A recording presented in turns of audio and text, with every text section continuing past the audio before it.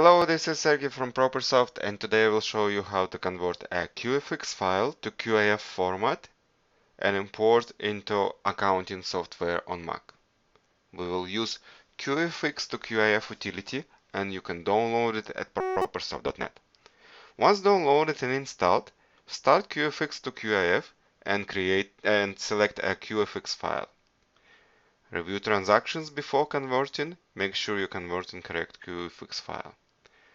Set the account name and account type, and set the QIF target to match your accounting software.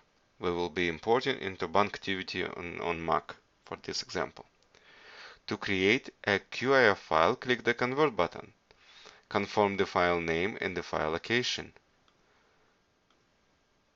Now switch to accounting software and look for import transactions or import utility to import created QIF file.